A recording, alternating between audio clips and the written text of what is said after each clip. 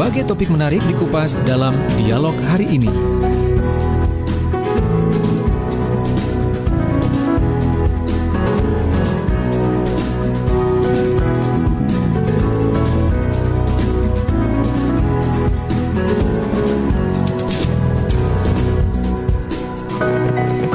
Halo, selamat pagi sahabat. Kembali kita berjumpa dalam program Dialog Sahabat Kita bersama dengan sahabat-sahabat dari IKUA, Ikatan Alumni Universitas Airlangga Cabang Sidoarjo ya. Nah, seperti biasanya beragam informasi akan kita dapatkan ya pada program Dialog Sahabat Kita. Kalau kali ini berkaitan dengan kesehatan, khususnya kesehatan gigi. Nah, yang nanti akan mengupas tentang kesehatan gigi ini, kita sudah bersama dengan Ibu Laksamana Pertama TNI Purnawirawan, Dr. Gigi Nora Leliana, MHkes FICD. Beliau ini aktif sebagai Dekan Fakultas Kedokteran Gigi Universitas Sang Tua Surabaya. Kalau saya lihat profilnya, beliau ini juga dalam bidang karir militer, pernah sebagai Kepala RSAL di Lantamal Belawan Medan tahun 90 sampai 94, dan karir militer terakhirnya itu sebagai Kepala Dinas Perawatan Personil TNI Angkatan Laut tahun 2019 sampai tahun 2020. Dan beliau juga pernah menerima penghargaan sebagai Kowal pertama yang menjabat sebagai Komandan Pangkalan TNI Angkatan Laut. Baik, sahabat, perlu saya informasikan juga yang nanti akan kita bahas adalah tentang tips pengobatan gigi aman bagi pasien dan dokter gigi di masa pandemi COVID-19. Kadang-kadang kita merasa bingung ya kalau kita sakit gigi, karena kan perlu ada tindakan medis ketika kita merasakan sakit gigi, dan ini bingungnya kenapa? Karena banyak dokter gigi yang nggak buka praktek, tutup begitu. Nah, seperti apa? Nah, nanti kita akan kupas ya. Dan saya juga berterima kasih kepada sahabat-sahabat dari beberapa radio yang saat ini juga menyiarkan secara serentak. Ada Radio Praja Angkasa Trenggalek, kemudian Ersal Nganjuk, dan Mahardika Bondowoso. Ya, Ersal Nganjuk FM 105,3, Praja Angkasa Trenggalek FM 88,9, dan Mahardika Bondowoso FM 91,9. Selamat pagi buat semuanya. Baik, kita sapa dengan Ibu Nora. Halo, assalamualaikum, selamat pagi Bu Nora. Assalamualaikum, selamat pagi. Oke, saya Ilham dari Suara Sidoarjo. Terima kasih Ibu Nora. Ya. Oke. Mohon maaf, saya sambil ini kebetulan kita ada acara vaksinasi yang menggerakkan semua warga di Pondok Pesantren Janiatul di Sidosermo. Tadi juga dihadiri Bu Gubernur Jatim. Acara IKR Langga juga ini, Mas. Iya, betul. Oke, jadi acara off-air-nya juga kencang gitu ya, dilakukan pada masa-masa pandemi seperti ini untuk ini ya. Saya sembunyi ini. Oh. Iya. Sembunyi sambil. Mudah-mudahan waktu 1 jam ini masih ada ya Bu ya, nanti nggak ada panggilan-panggilan darurat begitu. Ya. Oke, baik Ibu Nora, Ibu Dokter Nora. Ini kan kita membicara tentang tips pengobatan gigi aman bagi pasien dan dokter gigi di masa pandemi COVID-19, ya kan?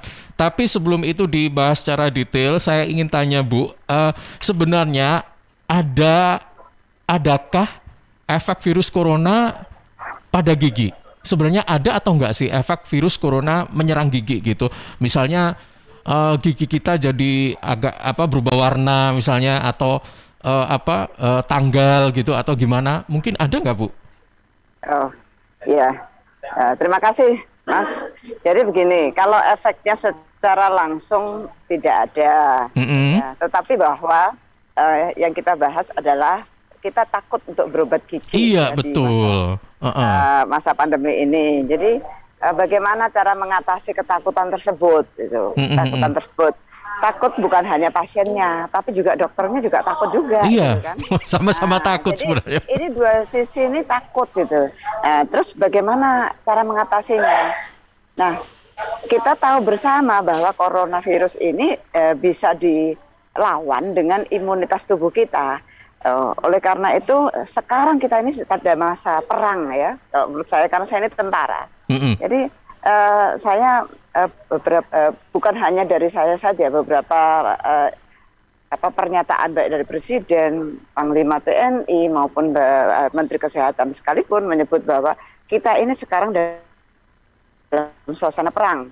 Nah, jadi karena suasana perang, saya mengajak berpikir bahwa ayo kita jadi panglima perang buat diri kita sendiri, supaya kita ini menang, supaya kita ini berani.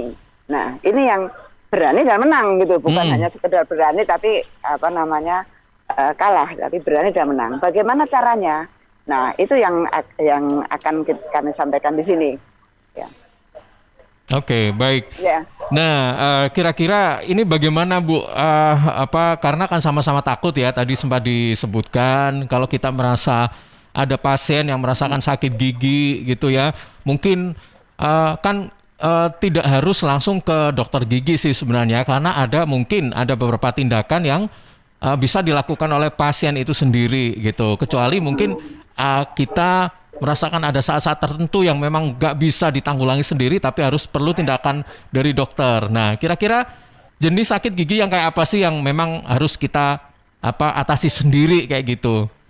Ya, jadi begini, kalau sakit gigi ini, dia misalnya kita hanya mengobati, itu yang diobati, obat itu hanya menghilangkan rasa sakitnya untuk sementara. Tetapi penyakitnya gigi sendiri yang kalau sudah menyerang ke gigi kita itu tidak akan bisa disembuhkan kalau tidak ada tindakan. Misalnya gigi berlubang karena karies atau lubang gigi ini ya, kita namanya karies gigi, itu harus diambil kariesnya itu sehingga semua kumannya itu hilang semua. Nah, baru nanti ditempel. Demikian juga misalnya ada abses, itu absesnya juga harus dihilangkan, gitu kan. Nah, kalau hanya dengan obat-obatan, tidak semuanya bisa mengatasi masalah. Nah, yang sekarang saya ingin sampaikan adalah bagaimana supaya kita ini nggak takut ya, nggak takut ke dokter gigi, dan juga bagaimana dokter gigi juga nggak takut merawat pasien. Gitu. Ada satu panglima perang yang hidup ya mungkin sekitar 2500 Masehi yang lalu, tetapi ilmunya tetap dipakai sampai sekarang, yang dituliskan dalam buku Sun Tzu, Art of War. Jadi seni perang Sun Tzu. Yeah. Nah, yang menarik adalah prinsip dari seni perang Sun Tzu adalah kenali dirimu, kenali musuhmu, kenali medan tugasmu, maka kamu akan memenangkan pertempuran. Itu sudah dibuktikan pada saat perang Vietnam itu. Vietnam membuat terowongan-terowongan di mana cukup pintu masuknya hanya secukup tubuhnya saja. Sehingga tentara Amerika yang badannya gede-gede, dia tidak bisa masuk ke lubang tersebut. Ya, jadi dia tahu bagaimana kekuatan dirinya sendiri dan bagaimana musuhnya, kelebihan dan kelemahannya. Untuk kasus ini, musuh kita ini siapa? Musuh kita adalah coronavirus, ya, virus corona.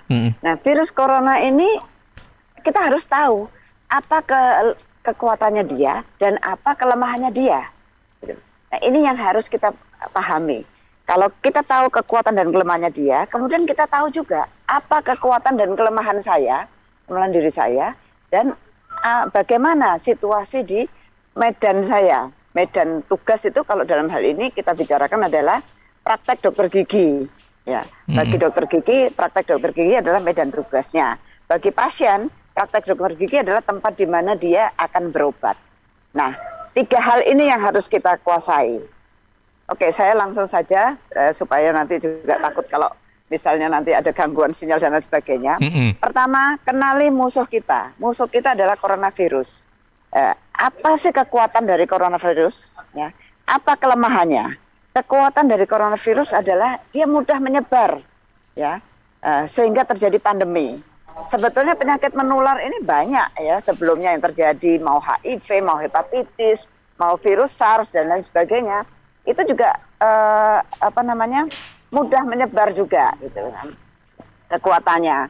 Kemudian apalagi kekuatannya virus ini, dia meskipun sebetulnya kalau virus ini kan bukan antara hidup dan tidak hidup ya.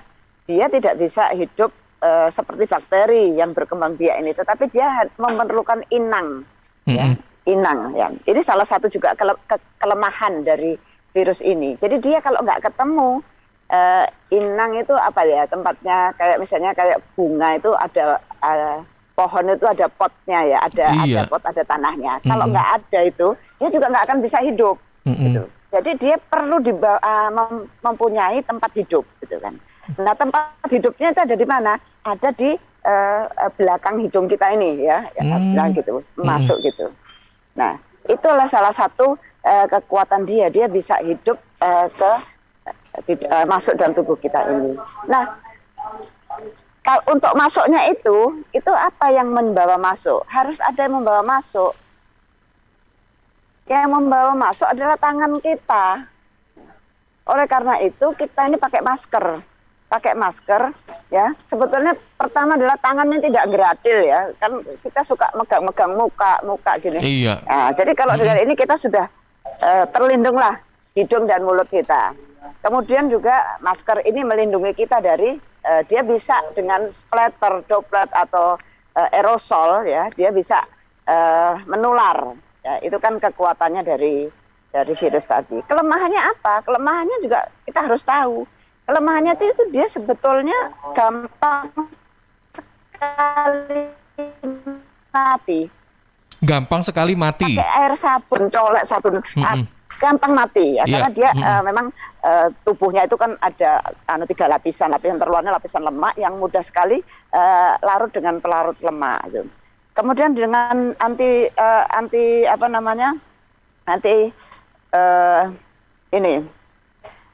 antiseptik itu mudah sekali dia mati kan. Dengan panas pun juga demikian. Dengan panas sekitar kalau menurut sekitar 56-60-an itu dia sudah mati gitu kan. Kemudian dia dengan makanya kita uapi Mas kalau kita sudah merasakan gejala langsung aja diuapin pakai air garam, udahlah itu obat paling manjur ya. Kemudian dia tidak bisa nempel lama di permukaan ini, dia akan mati. Itu. Oleh karena itu WHO juga mengizinkan pengiriman barang dari internasional ini karena dia pasti akan mati. Itu. Nah itu ya salah satu kelemahannya. Jadi ini yang harus kita pahami. Apa kekuatannya dia? Dia mudah menyebar. Apa kelemahannya? Kelemahannya ini. Nah, kalau kita sudah tahu kelemahan-kelemahan tadi, maka kita pelajari dari diri kita, gitu. Kelemahannya dia apa? Ya, kekuatannya apa? Virus ini hanya bisa dilawan dengan imun yang ada dalam tubuh kita. Jadi, itulah kekuatan kita. Jadi, satu-satunya kekuatan yang bisa melawan virus ini adalah imun tubuh kita. Ya, kemudian yang kedua adalah kedisiplinan kita diri kita sendiri. Disiplin pakai masker, disiplin menjaga permukaan muka kita ini dari mengantarkan Mr. V ini ke inangnya. Jadi itu yang harus kita jaga. Ya. Jadi kita tahu kekuatannya kita adalah imun. Nah, bagaimana kita meningkatkan imun? Itulah yang harus kita pahami. Itu yang harus kita perbesar caranya untuk meningkatkan imun. Oke. Peningkatan imun yang pertama itu ya dari pribadinya, dari pikiran kita. Jadi Tuhan itu sudah menciptakan bagaimana pabrik imun dalam tubuh kita. Nah, penggerak dari pabrik imun itu adalah pikiran kita, otak kita. Jadi kalau kita mau mengeluarkan imun-imun di dalam tubuh kita, mau serotonin dan sebagainya, itu tinggal kita pilih kita ingin mengeluarkan imun yang apa. Mau imun gembira, kita bikin aja, kita tertawa, kita nyanyi-nyanyi, keras-keras. Ini masa yang tidak normal. Jadi kalau mungkin hari-hari kita bisa bersenandung aja sudah bahagia. Sekarang jangan bersenandung. Kita teriak nyanyi, ya udah. Itu dengarkan radio suara Sidoarjo, udah pasti imun kita akan meningkat. Nah, dengan meningkatnya imun, otomatis kita akan mampu melawan virus tersebut. Dengan disiplin diri kita sendiri menjaga lubang-lubang ini tidak tidak kita persilahkan virus tadi masuk, maka kita akan bisa terbebas. Obat-obatan itu hanya suportif untuk meningkatkan imun kita. Yakinlah dengan kekuatan kita, ya, kekuatan kita untuk membuat diri kita ini gembira. Jangan baca-baca yang sedih-sedih tiap hari, baca yang hoak-hoak macam-macam. Makin turun imunnya, gitu. Baca yang gembira-gembira yang bisa membuat tertawa, ya, itu kan. Makanya kalau saya begini, saya rasanya badan tidak enak, saya harus paham sendiri bagaimana mengatasi, ya. Tidak harus obat-obatan. Saya terus terang saja, memang saya juga jarang minum obat, ya, hampir tidak pernah gitu kan. Demikian juga vitamin. Tetapi saya membuat diri saya senantiasa gembira, ya, gembira itu. Kemudian bagaimana dengan dokter giginya sendiri? Ya. Nah, dokter gigi kan juga sebetulnya dokter gigi ini sudah terbiasa dengan penularan penyakit. Dari dulu kan hepatitis itu lebih sulit lagi disembuhkan, ya. Terus apa namanya HIV/AIDS. Nah, ingat kan zaman HIV/AIDS, semuanya ketakutan. Nah, apa tidak sama hebatnya, ya? Lebih hebat lagi karena yang diserang adalah sistem kekebalan tubuh, ya. Tapi kalau ini kan sebetulnya tidak, gitu kan? Sebetulnya lemah, virus ini lemah, gitu. Nah, sekarang bagaimana kita menjaga diri? Kembali lagi, dokter gigi juga harus paham apa kekuatan dan kelemahan dari virus tadi. Apa yang harus kita lakukan untuk bisa menjaga diri kita tidak terkena virus tadi. Dokter gigi ini harusnya mulut ini kan tidak boleh didekati, malah kita harus masuk, malah kita harus membuka mulut dan berdekatan. Ini kan sebetulnya kan konyol, ya, tapi tidak, ya. Dokter gigi mempunyai cara untuk pertama lindungi diri, ya, lindungi diri sendiri dengan APD, ya, APD, ya, alat pelindung diri dengan level 3. Sekarang ini sudah level 3, udah nggak main-main. Kemudian juga jaga, ya, APD-nya juga APD yang benar, bukan APD cantik-cantikan, ada resleting di depan, tidak seperti itu. Karena itu akan menjadi tempat sembunyinya virus. Justru APD yang bagaimana yang tidak ada jahitannya sama sekali di depan itu. Jadi kalau ada virus dia akan apa namanya tidak bisa melekat di situ, tidak bisa bersembunyi dia di situ. Kemudian pakai goggle, pakai masker dan sebagainya, ya, sehingga terlindungi. Termasuk kepala juga. Tentu saja sering-sering cuci tangan dan pakai sarung tangan. Kemudian peralatan juga demikian. Sebetulnya sterilisasinya lebih mudah. Saya ingat banget, ya, waktu HIV itu tidak bisa pakai ini disinfektan biasa, gitu. Dia hanya harus yang disinfektan yang ini apa namanya, yang khusus, ya, spesial, dia nggak bisa untuk sabun. Nah, ini dengan sabun aja sudah mati. Gitu. Kan sebetulnya lebih mudah. Oleh karena itu kita disinfeksi semua peralatan-peralatan. Dan saya yakin semua dokter pasti melakukan. Karena apa? Dokter pun juga manusia yang bisa tertular juga. Tidak mungkin dokter ini akan membiarkan dirinya maupun pasiennya tertular, kan tidak mungkin. Balik kepada dirinya juga. Jadi yakin bahwa dokter ini juga sudah melakukan seoptimal mungkin, ya. Pasiennya, pasien mulai dari masuk ke depan itu udah nggak ada lagi pasien diantar keluarganya masuk, ya. Kemudian copot sepatu, ya, copot sepatu karena sepatu ini kan juga melekat di mana-mana. Ini kan beberapa tindakan, ya. Kemudian pasien juga lebih bagus diberikan APD juga, ya. Kemudian semprot, ya, semprot kumur selama 1 menit, ya. Ini kelihatannya sudah hampir mulai, ya, kumur 1 menit, ya. Kemudian itu untuk mengurangi kuantitas virus-virus yang ada dalam tubuhnya. Nah, setelah itu ada ruangan juga, biasanya sekarang ini dokter sudah pakai HEPA filter, yaitu untuk menyaring aerosol yang ada dalam, sudah masuk, ya. Itu kira-kira seperti ini. Satu lagi, ada sekarang negative pressure room, ya, seperti rumah sakit gigi dan mulut Erlangga dan Nala Husada Hang Tuah ini sudah mempunyai negative pressure room, ya. negatif pressure room yang bisa menyaring virus-virus tadi. Ya sudah, belum. Oke. Yang bisa menyaring virus-virus tadi, sehingga virus-virus tadi bisa tersedot semuanya. Kan kita sudah tahu penularannya lewat aerosol. Aerosol tadi yang virusnya loncat-loncat tadi itu. Nah, virusnya loncat-loncat tadi. Selanjutnya nomor 69, Laili Isyarah. Belum. Maaf, ini mencari posisi juga ini. Nomor 70. Baik, Bu. Baik, Bu. Sembari mencari posisi, kita jeda sejenak ya, Bu. Tempatnya itu sebelah sana paling depan. Oke. Ibu Nora. Paling depan itu tempatnya. Muhammad Sofyan. Halo? Oke, Ibu Nora, kita jeda sejenak ya, Bu, sambil mencari posisi. Nomor 72. Oke, nanti kita akan kembali lagi. Bisa ya, Bu ya? Mungkin begini, Pak. Atau langsung sekarang ya? Oke, silakan. Saya selesaikan. Belum dimulai. Oke. Iya, silakan, Bu. Saya lihat dari sini. Oke. Jadi saya lanjutkan. Jadi kita sekarang menggunakan negatif pressure room, di mana aerosol yang keluar dari percikan-percikan kalau kita ngebur pasien itu kan akan keluar. Kalau kita ngomong ini keluar splatter itu kan ya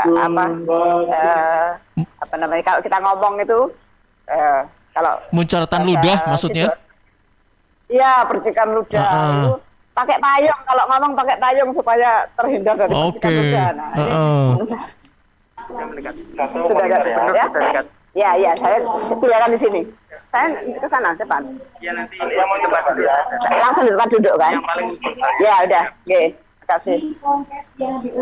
Ya, maaf ini sambil ada acara. Kebetulan Bu Gubernur juga hadir sebagai Ketua IK Erlangga.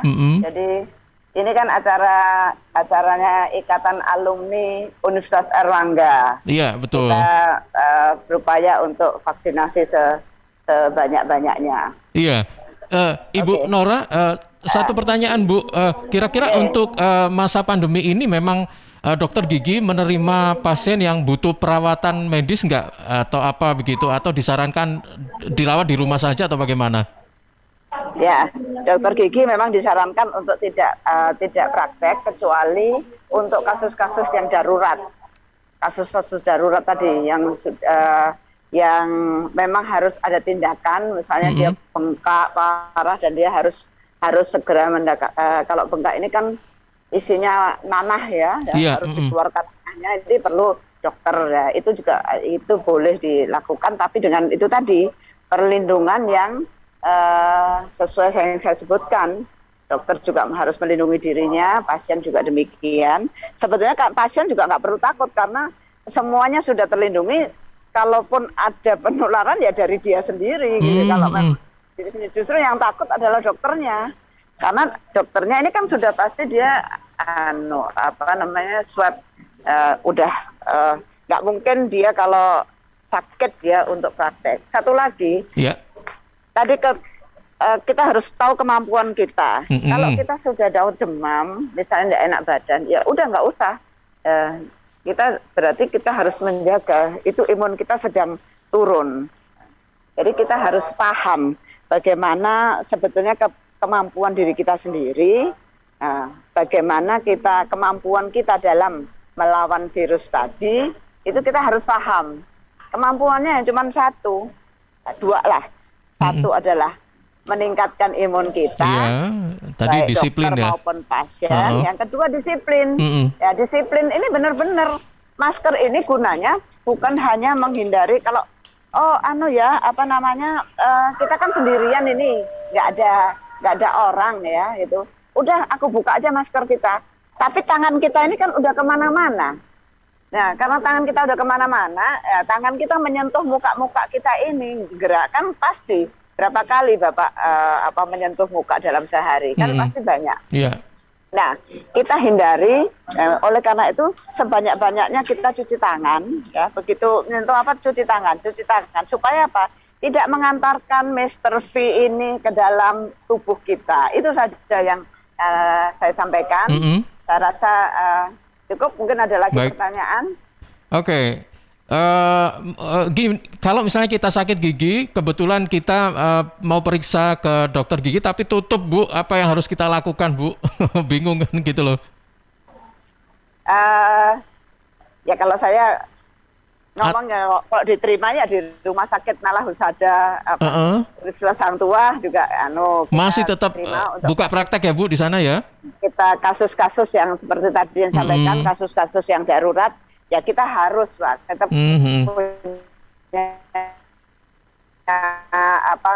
kita punya bisa memberikan pelayanan kepada pasien, itu kan menjadi sumpah dokter ya. Jadi ya kayak seperti sekarang ini para dokter tenaga kesehatan ini apa yang nggak takut tertular, takut juga, tetapi kan kita punya sumpah dokter ya, kita memang bersumpah untuk memberikan pelayanan.